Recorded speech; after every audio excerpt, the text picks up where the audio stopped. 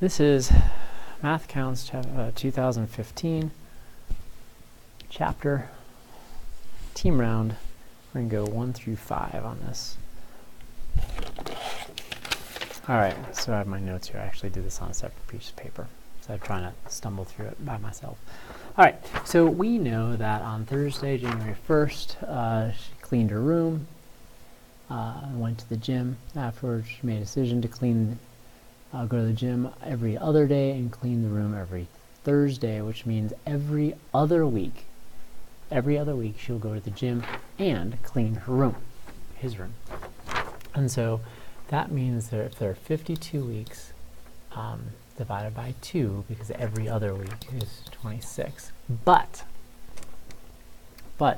don't forget, we are including January 1st of this year, which means he's going to do it one extra time if he keeps up his resolution, because the dividing that out does not take into account that we'll have an extra Thursday, because 365 does not go into 7, or 7 does not go into 365. Evenly, you have that one remaining day. So we get to 27. 2. The sum of the areas of 2 equilateral triangles is less than twice the area of the third equilateral triangle. Side length of the first is 3, and the side length of the second is 5. What is the side length of the third triangle, especially when it's a simple side form? Great.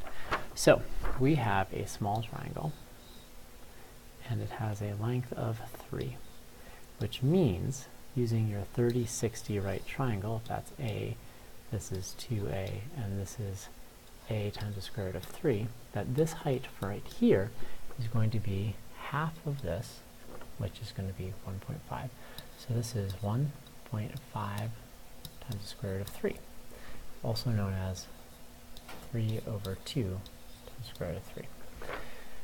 And so the area of this triangle is going to be 3 times 3 root, right? And then we're going to divide it by 2. So we'll multiply by 1/2. So we get 9 root 3 over 4. Okie dokie. The sum of the areas of 2 is equal to twice the area of the third. What is the side length of the third triangle? Alright, so then my next triangle has a side length of 5. So this is 2.5 times the square root of 3. So the area of this one is going to be 1/2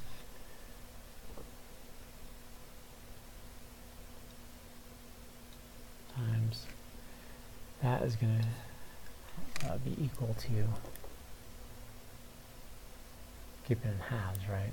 So 2.5, so that's 5 halves, root 3, times 5, and so we get 25 root 3 over 4.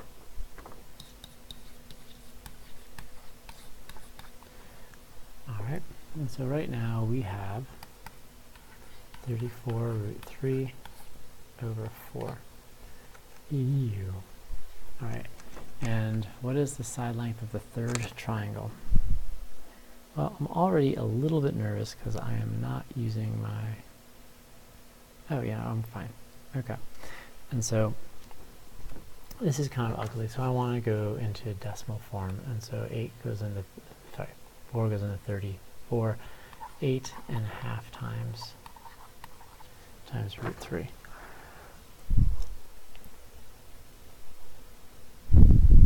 Okie dokie. Alright, so now my last one is going to be x. And so this height is going to be x divided by 2 times the square root of 3. So my volume, my area is going to be 1/2 x times x over 2 root 3. And so that's going to give me x squared root 3 over 4.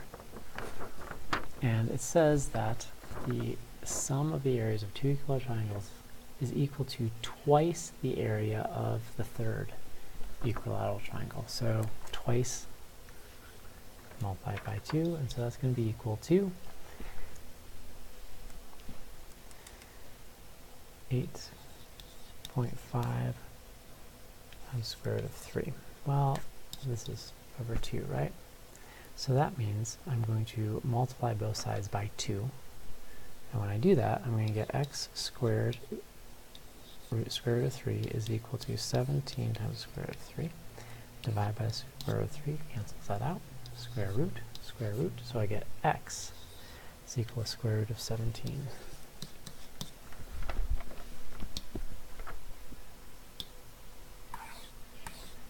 Ooh, the cheetah, the fastest of the mammals, has a top speed of 75 miles per hour. The sloth, one of the slowest. I have to say, I've been to the Denver Zoo, I don't know how many times. It's got to be over 100, or close to, at least it feels that way. I've never once seen either of their sloths in the birdhouse move, not once. But it has a top speed of 13 meters or feet per minute. Ugh. By what factor must the sloth's top speed be multiplied to equal the cheetah's top speed? Express your answer as the nearest whole number. All right, so we have 75, that is not the pen. So we have 75 miles per hour. We need to turn this into feet per minute. So times 50 to 80 feet a mile divided by 60 minutes in an hour. And so that is going to get, well, 15 goes into both of these, right? So 15 goes into that 4 times, 15 goes into that 5 times, 4 goes into that. So, and I can use a calculator, right? So 5280 divided by 4. So we got 5 times. So I get 6,600 feet per minute. And so we need to divide that by the sloth's 13. And so it wants the nearest whole number, so that is 508. All right, number 4. In the figure AB is parallel to CB, sorry. And ADC is 50 degrees, and BAC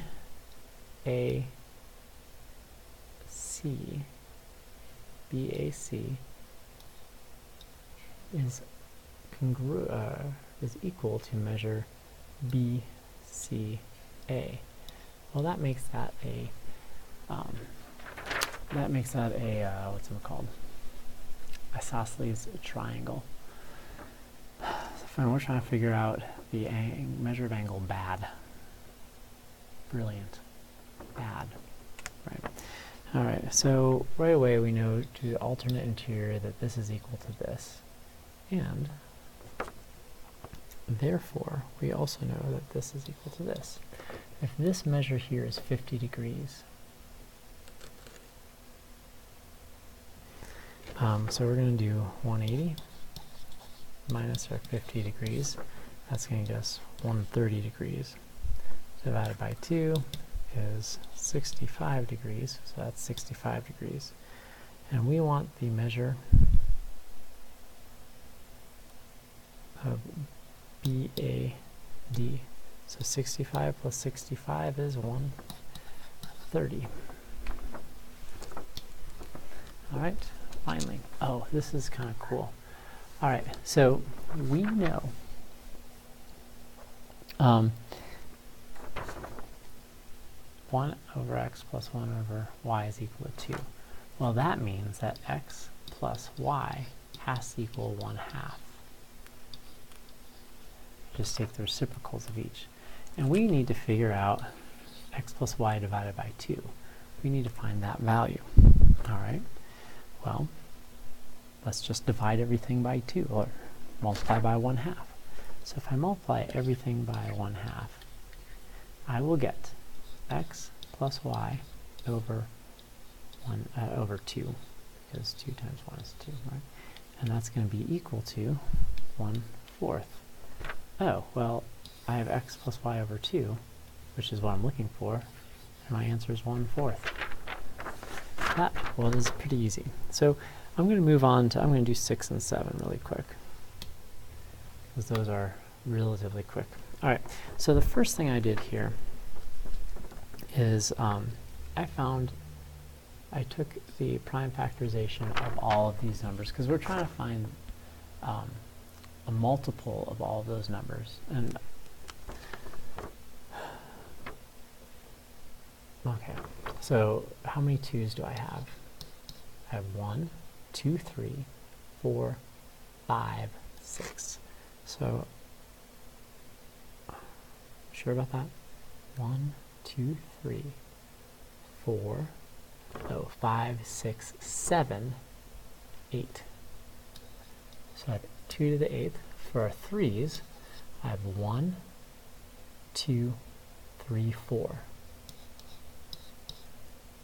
For 5's, I have 1, 2. I have 1, 7. I already dealt with 8 and the 9, 10, and I have 1, 11. So when I multiply these together, I get 3,960. So here's what I did.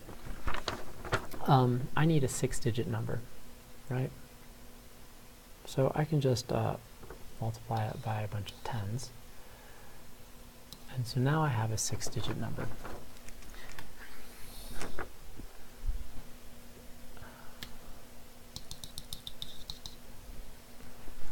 So I have 3, 9, 6, 0, 0, 0. And so I'm going to multiply it by 3. And that gets me a 7-digit number. I'm like way over. What I'm going to do is I'm going to subtract out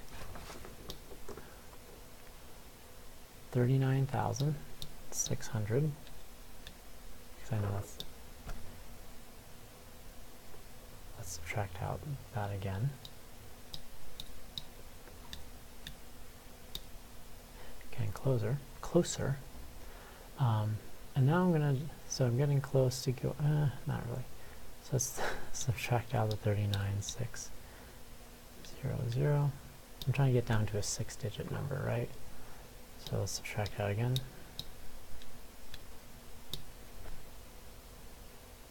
Now this time, if I subtract out 39,000, let's go ahead and do it.